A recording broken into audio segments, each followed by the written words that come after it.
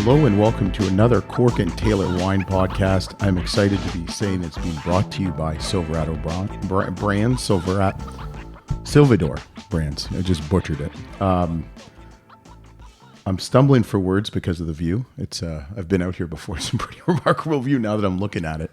But yeah, thanks for listening. Thanks for watching. Luke Taylor here. Cork Taylor Wine Podcast. Don't forget to subscribe, rate, and review on Facebook, Instagram, and wherever you listen to your podcast, and also on YouTube. Give us a thumbs up or wherever the hell they is. Also support us on Patreon, www.patreon.com/Cork Taylor. And we got Silvadore Brands. So as an extremely effective and affordable wine preserver, we are excited to partner with Silvadore Brands as the official wine preserver. Open whatever you want, whenever you want. 100% Aragon Silvadore wine preserver allows you to do just that. Go to silvadorebrands.com and click the For Your Home to order. When checking out, enter Cork and Taylor in the discount code and receive 10% off your entire order. And we'll have the links in the podcast notes and also in YouTube. So I met this fine gentleman. His daughter just called him useless. Just want to tell you that. And I said to your lovely daughter, I said, is that I don't want to assume, but is that your dad? She's like, oh yeah, it's my dad. I said, I'm thinking to myself, I hope my daughter, when she's old enough, doesn't call me useless. But she meant it in a good way. Very sweet. But we have met before couple times. We got Jeff Smith from Hourglass. Jeff Smith, welcome to the Cork and Taylor Wine Podcast. Luke, thanks for having me. Yeah, thanks for having me. This is pretty cool. So I've been to the winery once before, okay. Obviously, and let's not rehash the whole fire. I mean, we'll probably talk about it, but unfortunately, your winery is not operational. That's correct. Yeah. So what gave you this kind of cool idea of an airstream? We're in an airstream. This is the first time I've ever interviewed anybody in an airstream. Well, that's cool. That's cool. Yeah, we just wanted to try something very different, very eclectic. My wife has an incredible design sensibility, and both she and I are a little off kilter anyway. So aren't we all? So this will be a perfect interview. So we thought, that would be kind of cool. Why don't we take an airstream and blow it apart and reconceive it into an office, and so we did, and basically what we did was we took an old '89 Acela airstream, and we raised the floor up over the wheel carriage so it has a one flat plane, and then we blew open the sides and widened it, opened up the ceiling by about a foot, and then we put in these beautiful picture windows, so you get this incredible view of all of the vineyards surrounded. And we just kind of dropped it right in the center of all of the vineyards, and it's a great place to come and work. Do you think you'll keep it when everything's said and done? Yeah, I mean, we'll do something with it. I don't know whether it stays here or if it ends up going back over to my house or wherever it'll end up. We've got a couple of years of construction ahead of us, so I use this sort of as my temporary construction office and all that kind of stuff. And so when we're done with the construction, I don't know, maybe we move it back up to the winery or we take it over to my house. Or I'm not sure what we'll do with it. Yeah, this is remarkable. How's it been received by the by I guess consumers and Hourglass fans?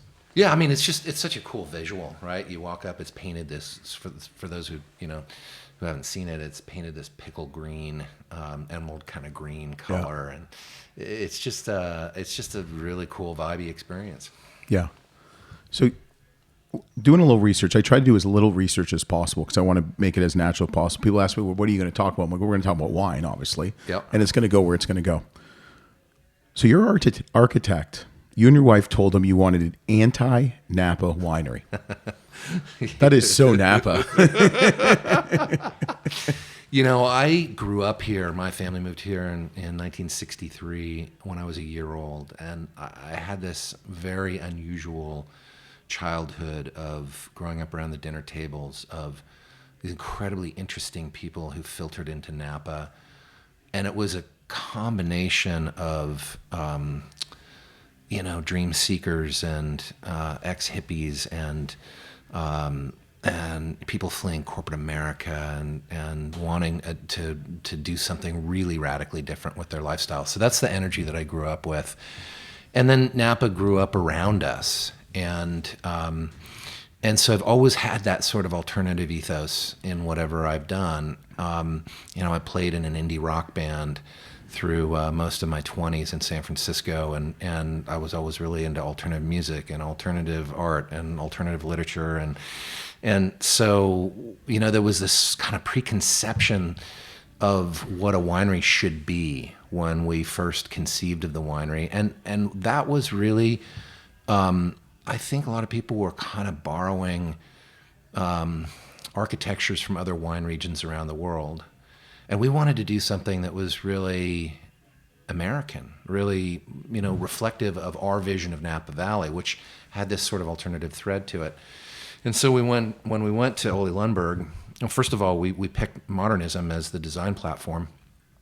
And we found Ole, who was one of the top modernists on the West Coast, and we found him and started talking about the theory of what we wanted to accomplish. And I said, I think we landed with modernism because here's Napa Valley at the cutting edge of modern winemaking in the world.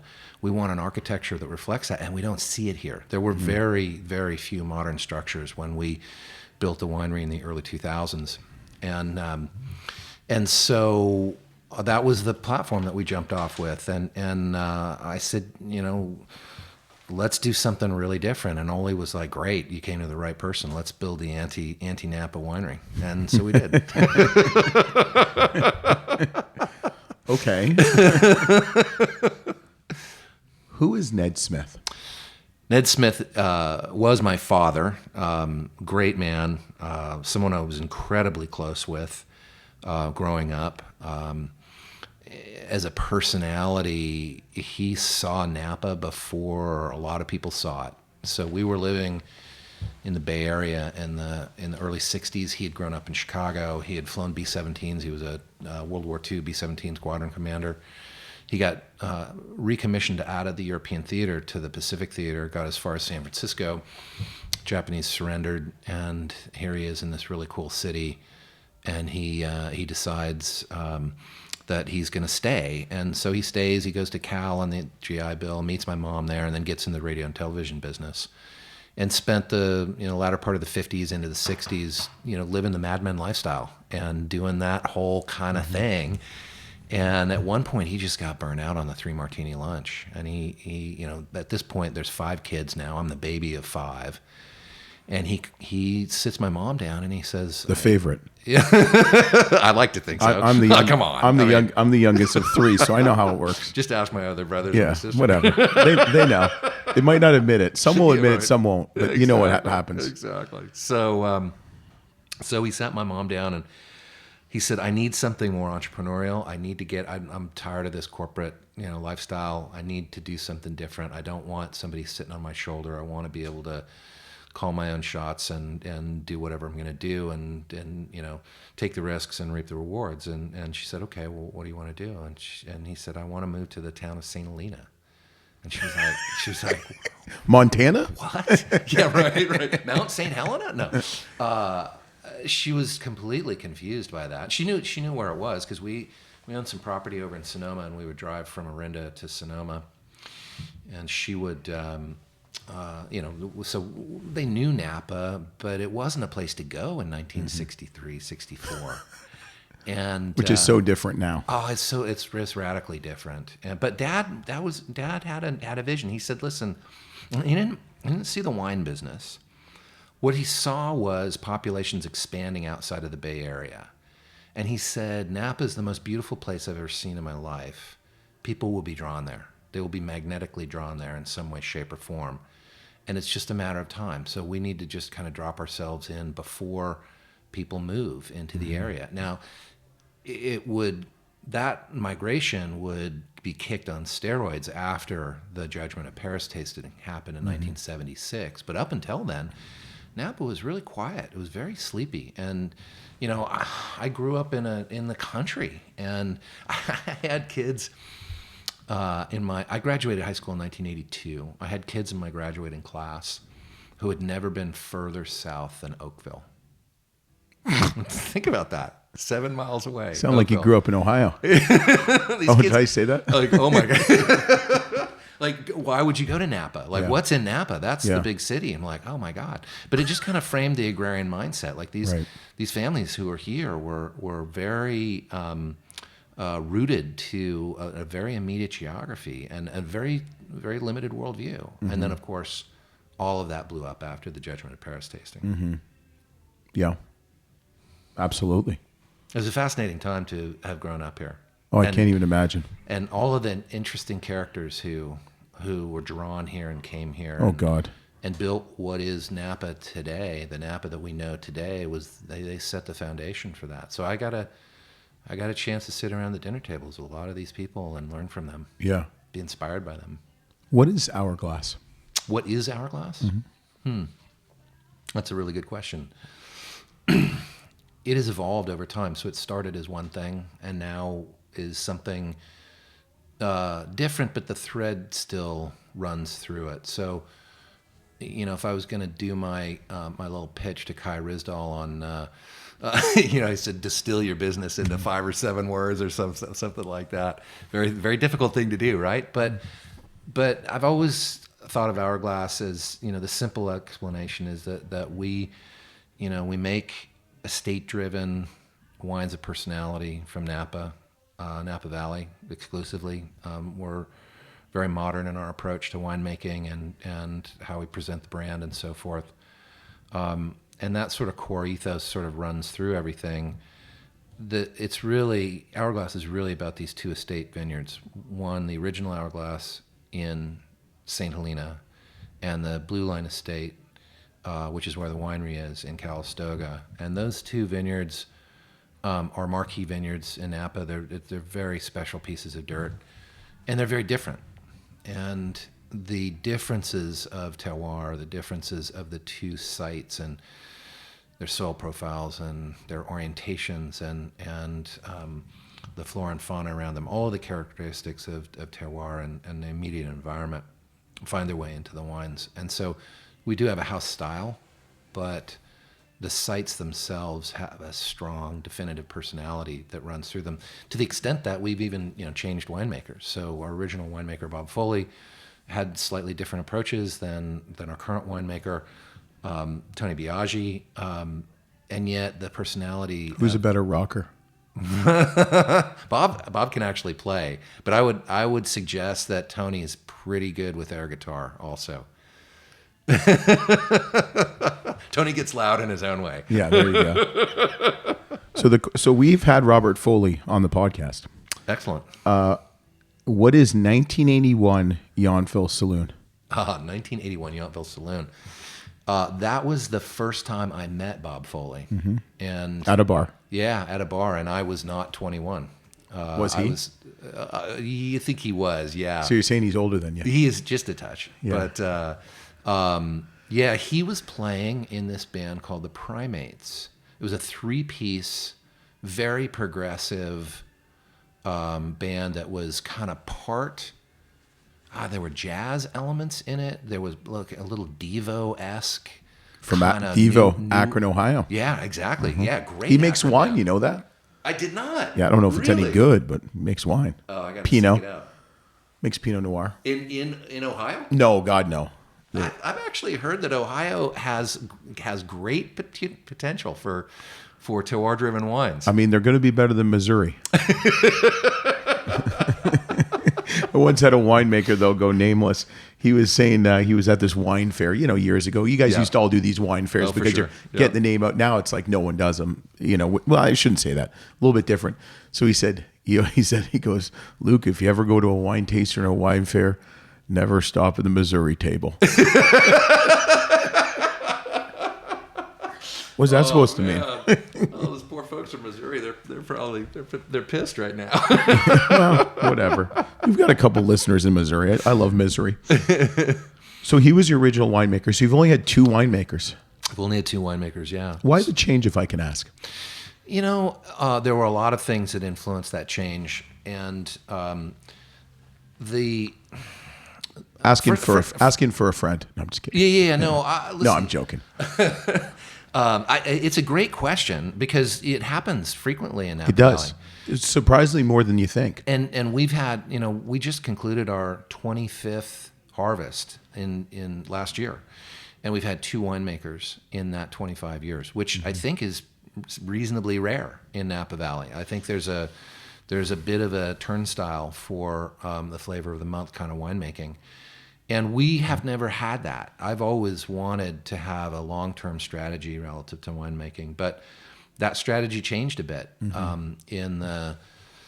so it was probably 2010, 11. We switched to Tony in 2012. But Bob had been, listen, Bob's world blew up. He had a lot of important clients and a lot of demands on his next door time. neighbor. And Switchback Ridge. Amongst his Own brand, his own brand Yep. had blown up, and he still had other consulting clients and so forth. And Bob was getting just drawn in a lot of different directions, and I think it was really hard on him to be pulled in that many directions, and to make wine at the level that you have to make it, that we were aspiring for. It's a collection of a lot of little decisions, all that mound up to something, right? Any one of those decisions, you think, oh, that might be inconsequential, but when you stack them all together, they matter. Right. And so, when you're stretched in a lot of different directions that way, it's just really, really hard to be able to micromanage. It's not like you're saying, hey, Bobby, you're a shitty winemaker and we hate you. No, it's God. just your focus as a business is different than maybe his at the time because he's pulled in so many directions. Yeah, and listen, Bob is will always be in my mind one of the most important winemakers of Napa Valley. He was in that transcendent group that broke from tradition Charbonneau in the 90s. Yeah, Charbonneau was certainly one of Charbonneau. his breaking moments. But I think more importantly, his orientation to modernism, and I don't think that this was a thing that was strategically or philosophically thought through at the time. This was just a function of just naturally happened. Yeah, he and probably another dozen winemakers started exploring with the idea that you could hang fruit longer in Napa than you could in other regions. We probably have another 30 to 40 days of growing season than Bordeaux does, for example. And so what would happen if you broke with tradition and instead of picking your grapes at 22 degrees Brix, which is the measure of sugarness, Brix are the degrees measure of sugarness. And back in the day when I was younger, you were picking at 22, 23 because that's what they did in Bordeaux. Acidity. No, that's the degrees of. No, I'm saying they want, they're looking at acidity more than sugars, right? But they were struggling to gain more ripeness. They were struggling to gain more sugar, and so they picked at whatever they could pick at. Well, if you've got another 30 or 40 days to work with, what would happen if you experimented and instead of picking around, let's say, 100 days from fruit set to ripeness, what if you picked at 105 or 110 or something like that? So what ended up happening was the grape chemistry changed. And all of these guys that were doing this in the early days, they were all instructed not to do it, either by the traditionalists like Andrei Chelichev or Walter Shug or Mike Gergich. These are all classically trained European guys who came over and brought their ideas and best practices with them. So their mindset is in old school. And then the first crop of winemakers that Bob was on the front edge of that came out of Davis in the 70s and early 80s, they were taught by Davis at the time to make shelf-stable wines. So pH and acidity became a really important element of that.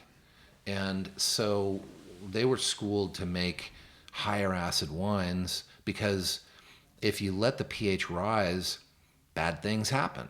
And microbial activity is encouraged in higher pH solutions. So the whole world is telling them not to make wines in, let's say, a 3.8 pH range. They're making wines more in a 3.6 range. Well, the difference in grape physiology, if you hold your grapes on vine for another 5, 10, 15, 20, 30 days, is massive.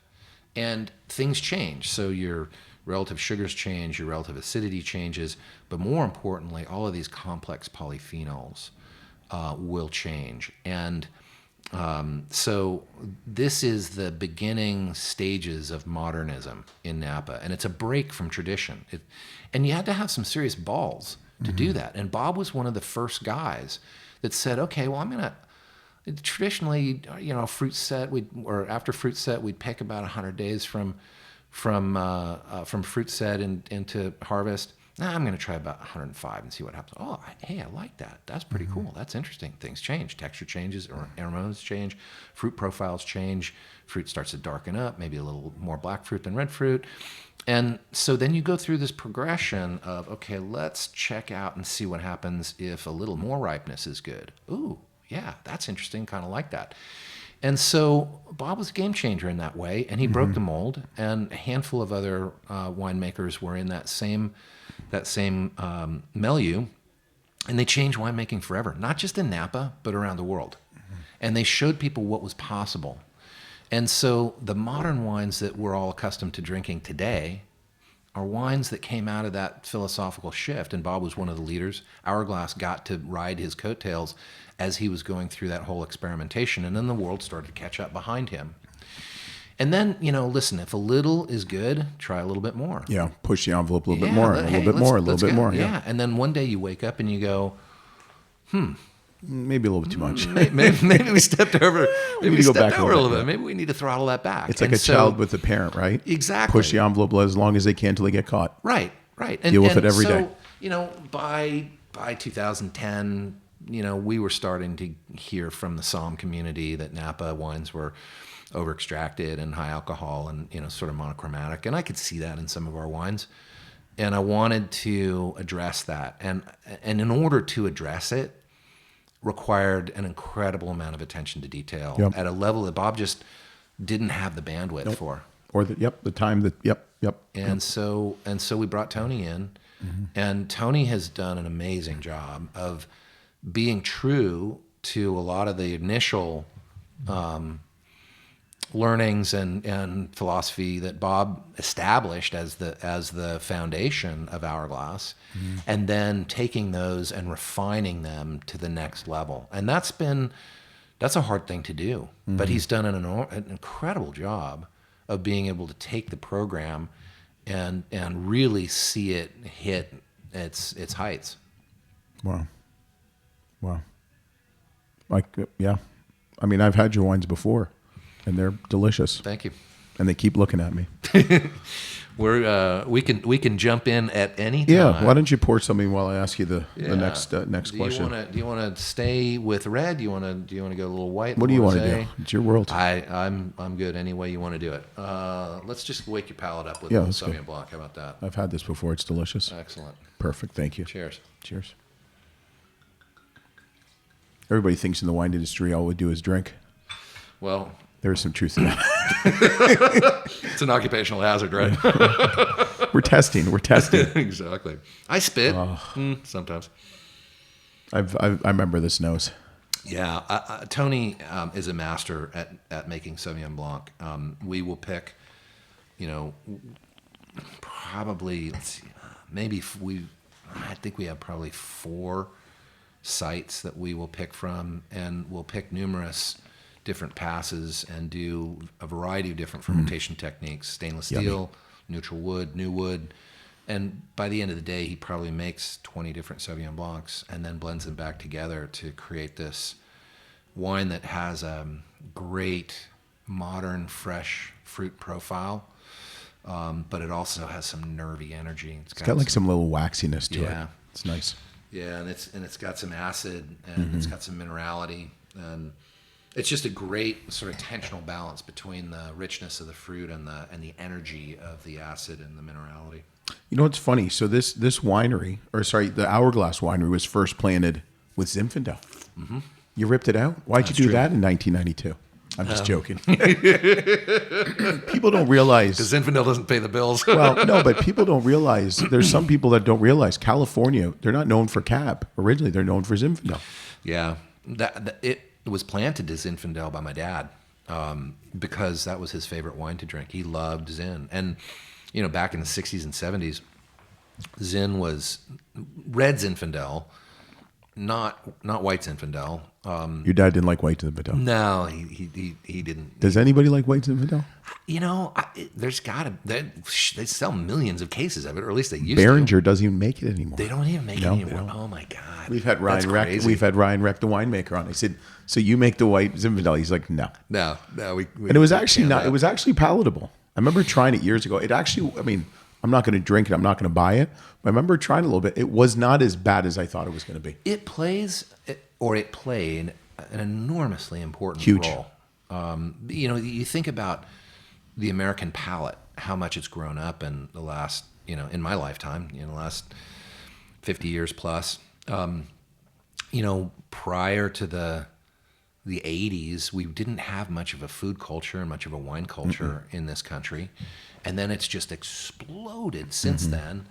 And, you know, we were drinking at the time, we were drinking soda pop and beer and spirits and Country Time lemonade, fruit punch. Yep. Yeah, we had a very sweet palate. So I think White Zinfandel was that gateway that pulled people across from drinking beer and soda and so forth and introduced them to wine as a mass beverage. And then from there, they got into Chardonnay, and from there they got into Merlot, and from there they got into Cabernet. And so it's been all of these stair steps are all, I think, really important. Absolutely.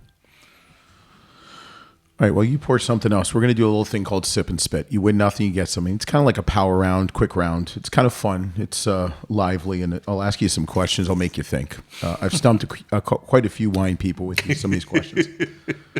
All right, favorite varietal, least favorite varietal? I'm going to say favorite varietal right now because it changes all the time. I'm going Grenache. Least favorite varietal? I don't know. I have one.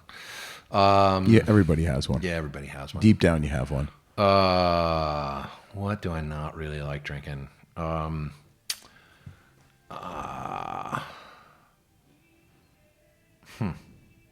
That's you got me.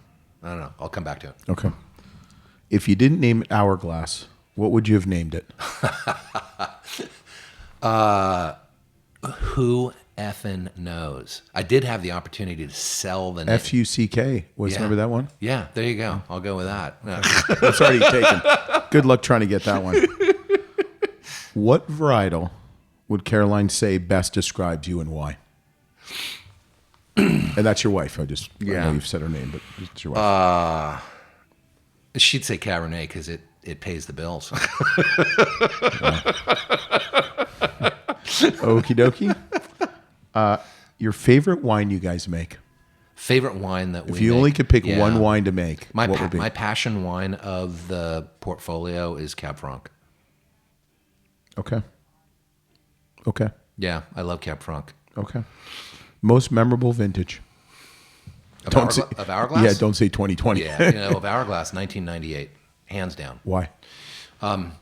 It was our second vintage. It was a vintage that was absolutely panned by the press, and that wine to this day remains to be one of the most ultimate expressions of the Hourglass estate we've ever made.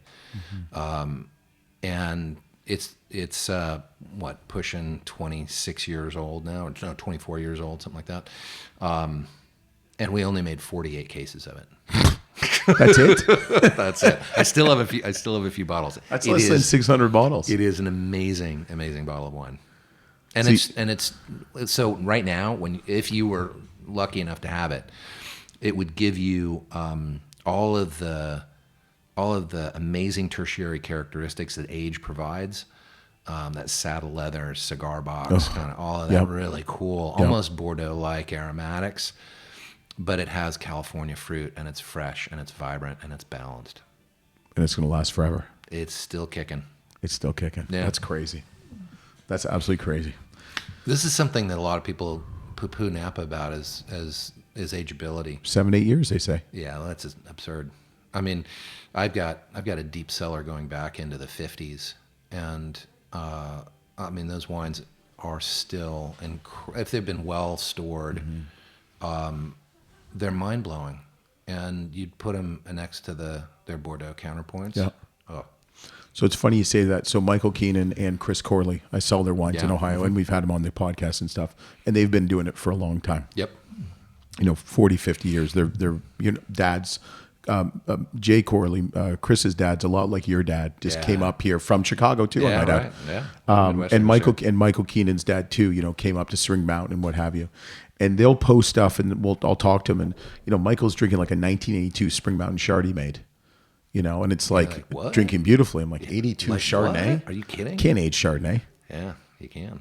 Well, you can't, obviously. You can age a lot of things. But there are a lot of the preconception is you can't. Right? But why does California kind of get a bad rap? Everybody talks about Bordeaux, and it's funny. I just had Fabian Tiagen, who is the winemaker at Chateau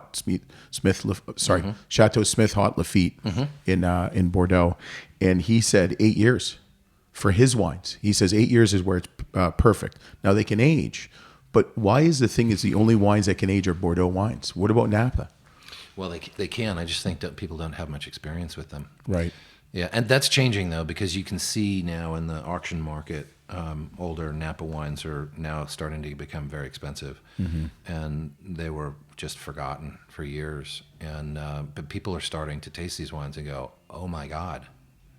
And what's interesting to me about older Napa wines versus older Bordeaux is the freshness. The beauty of that California fresh fruit is still there, and it's there. Very few of these wines are dried out and have that sort of confected brown sugar-esque reduction that you get in a lot of Bordeaux. Wines are aromatically bright and fresh on the palate, and the fruit is still vibrant. That was a long answer, but it's okay. Oh yeah, I forgot. This is the No, lightning it's fine. round. No, it's all right. Sometimes we go on tangents. I just tell you. Sorry about that. Who would be the Beatles of winery musicians? Give me 4 winery musicians who'd make up the Beatles. 4 winery musicians who make up the Beatles. Okay, Mike Herbie on guitar. No, who's that? He's the winemaker of Relic. Okay.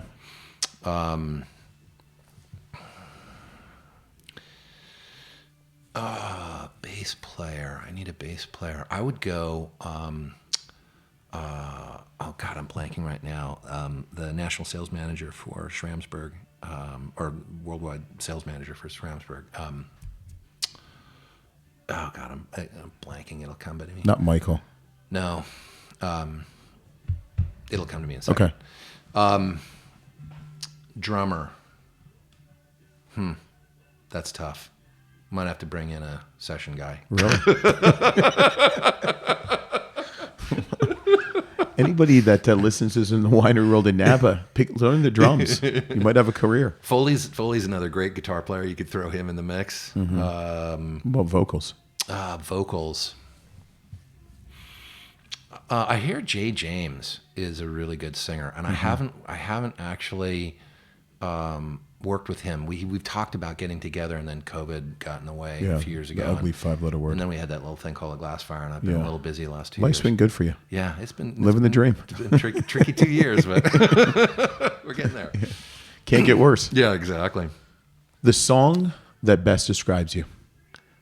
Oh God! I should have asked your daughter this before. Oh my God, these are terrible questions. I hate these. No one's ever said that before. Thank you. Making you think. The song that best describes me. Well, Give Me Shelter. How about that? Okay. That's the last 2-3 years. What about previously to that?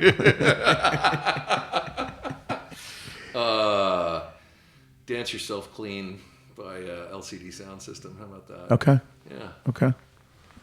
So you win nothing, you get nothing. You might hate me more. You might wonder what the hell you're doing in life. But thanks for participating in the Sip and Spit, brought to you by nobody. What does the future hold? For Hourglass, for Napa, for wine in general. You tell me. Well, in 20 seconds or less. No, I'm just kidding. Yeah. Hourglass, we have this. We've probably got another couple of years of recovery from the glass fire. We've got to rebuild the winery, rebuild the hospitality facilities. Fortunately, the vineyards were unscathed, so we're still making wine, which is great. we've got some new, interesting, experimental wines that we are going to launch maybe at the end of this year. So some new things from us coming down the pipeline, a new brand potentially. I'll tease with that and leave it at that. Okay. And maybe that's where this is going to. Yeah. Maybe. Where's it located at? I'm just kidding. Is there much new projects happening in Napa? There are, but there's been, the wave has slowed down significantly. And, Napa's a very small place. We're, 1/8 the size of Bordeaux. Isn't that crazy? Yeah, I know. We're really teeny. Yeah, but wineries are selling like, pew. Yeah, there's some transactional activity, and that's a generational thing. So generation 1 is, starting to get older and pass on, and generation 2 is now stepping forward, and some people just don't want to be in the wine business, or their estate planning isn't together, or whatever. Right. So you're seeing, that first generation of wineries starting to transact a bit, which is interesting. Then you get some new fresh blood. Yeah.